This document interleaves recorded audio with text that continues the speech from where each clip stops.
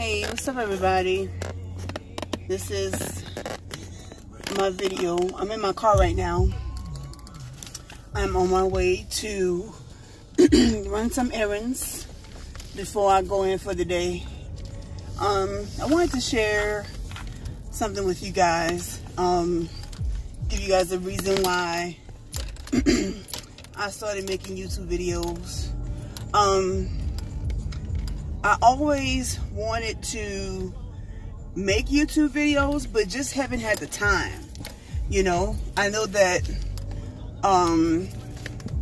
those who really are into making good productions and like have the best content, they really don't have a 9-to-5, so they can really devote a lot of their time to making really good videos. But I really didn't have that time, but I kind of do now. And it's because I quit my job not too long ago.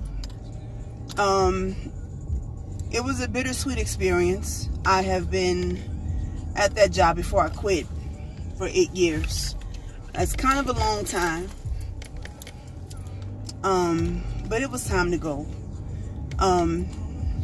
Especially at the fact that I have been contemplating resigning for the past 4 years.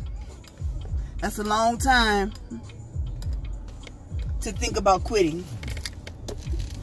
But I finally made up the decision after like careful consideration. Number one, I made sure that I was financially secure. Because to be honest, that really was the reason I stayed there so long, was because I know I needed the money. But I quit because I began to detest where I work. I began dreading waking up every morning and going to that place to work. I dreaded it. And I started really becoming miserable. And I don't care how much money a job pays you. If you're not happy, you're not really going to be productive. You're really not going to get anywhere. And I wasn't growing, you know. I'm still young. I'm not too old. So I still have a lot of time, you know, to find a career. Although, you know, I need to, you know, make a decision right away. And I have. I want to remain in healthcare, mainly on the non-clinical side, but I want to be in a leadership role. And I say that because I have the expertise to be a leader. I just need the tutelage. And no one was willing really to tutor, not so much tutor, but to mentor me. Which was very frustrating, because, you know, usually if someone sees the potential in you to see you in a leadership role, usually they take you up under their wing, teach you the things that you need to know. Well, I didn't get that. And to this day, I still don't know why I wasn't given the chance, the opportunity. To be an effective leader, and it's not a bad reflection on anybody or anything. I'm not going to call any names. I'm not going to discuss the organization that I, you know, where I used to work. But I will say this: the management, or the team rather, is a reflection on the management. And it was very unorganized. Lots of confusion, lots of drama. People were just getting fed up with a lot of things. There was a lot of favoritism, a lot of nepotism, and a lot of preferential treatment that was going on. And those all are unethical. And I know that's unethical, you know, because I'm taking courses. I'm currently a college student, so I'm taking courses in health administration. And that's one of the things as a leader that you shouldn't do, is to be biased. And I think a lot of decisions, especially when it came down to me, were biased decisions. And I couldn't get any more raises. And I'm very outspoken, very opinionated. If I have a problem, if I see a problem, something is going on that I think isn't right, I'm going to speak out about it. And I'm also the kind of person that I also look out for the underdog. But the problem with that is there's no one looking out for you. So you have to pretty much look out for yourself. Even the people you think have your back, 95% of the time they don't really. So you just have to make sure you cross all your T's and dot all your I's at all costs. And I just felt like really the people I worked with were becoming, with their actions, you know, you can't trust them because of their actions. They would do or say something that would make you question their loyalty. But in my opinion, you don't win when you play dirty. You know, the same people you step on your way up, I promise you, are going to be the same ones you will encounter on your way down. And I believe in karma, and I believe in blessings, and I refuse simply to have my blessings cut short because I'm being malicious towards another person for any type of gain, greed, whatever. If I'm doing it with an intent to be malicious or vindictive, I won't get my blessing, you know. My blessings will be cut short. And although I'm not working right now, I feel like I made a good decision. I have been putting applications, but I'm really honestly not in a hurry to work right now. I want to use this time to reflect.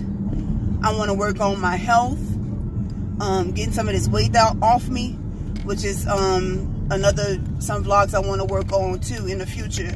Like, you know, me working out and, you know, developing a strong diet regimen, well, an effective diet regimen, so I can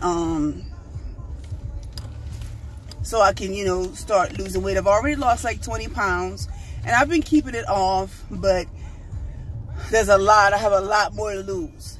So I'm just using this little time. Don't get me wrong, I'm not trying to be out of a job for too long, but hopefully by July or August, I should hopefully be working again. But right now, you know, I have my bills paid up.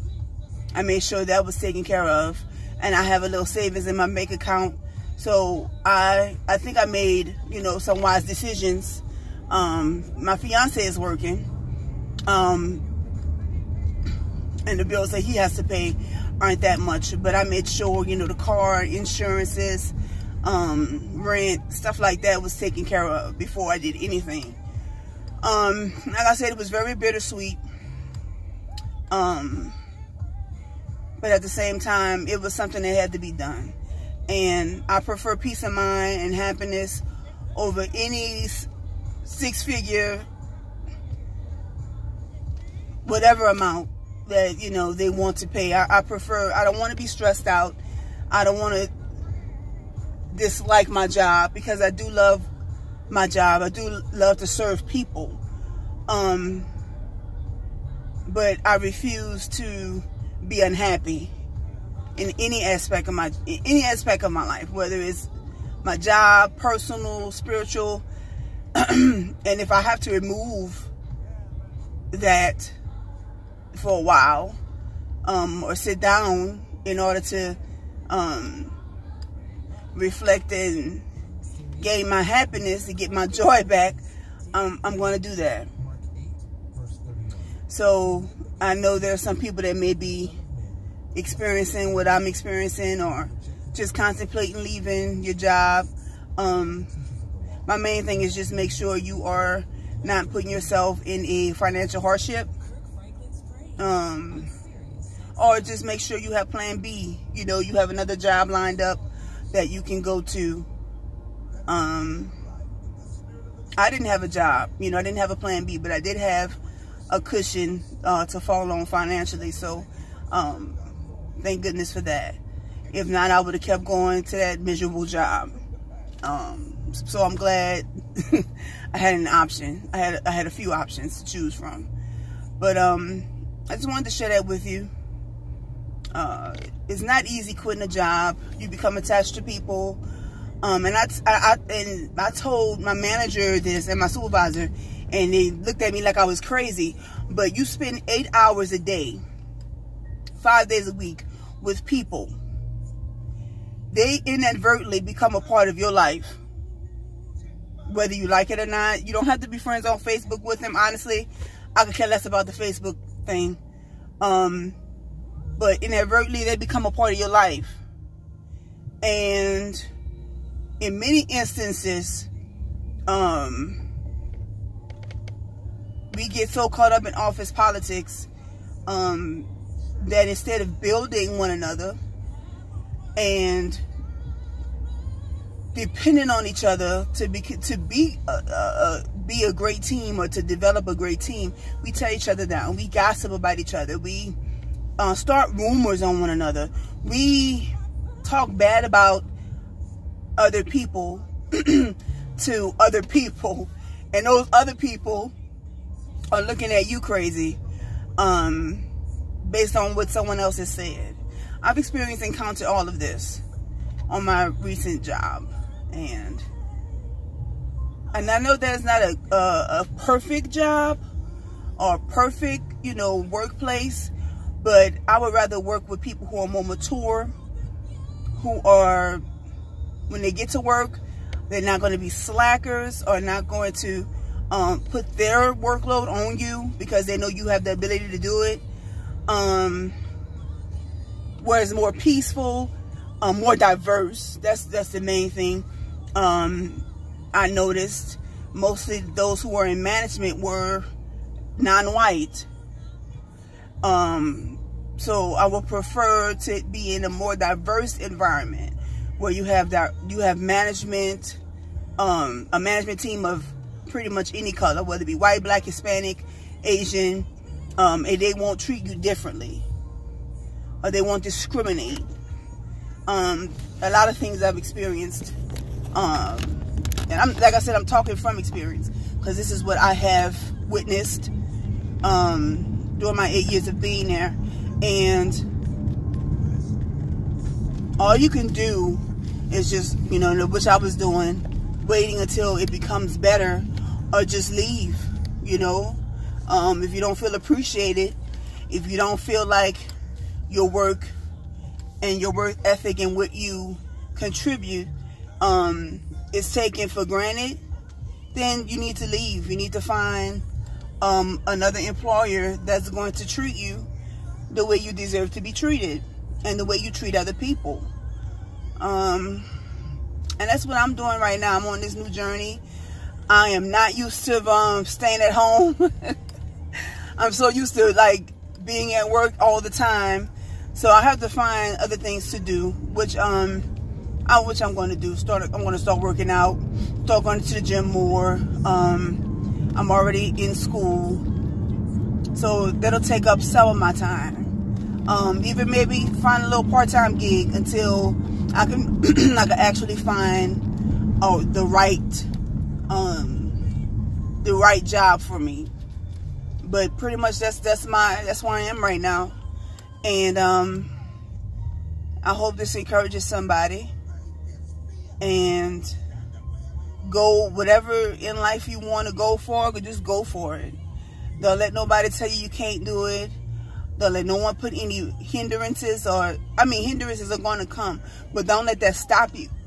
Use those as stepping stones to get to the next level. And I take every lesson, every experience, whether they were bad or good, I take them as a lesson learned of what not to do on my next job. Whenever I'm blessed with another job, I'm going to take the bad experiences and I'm going to apply that to what not to do. Even with leadership, if I'm ever fortunate to become a leader, I know what not to do based on the leadership I have experienced on this previous job.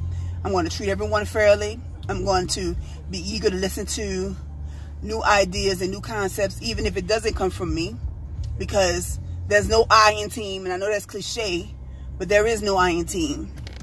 I wouldn't be a leader if it wasn't for a team.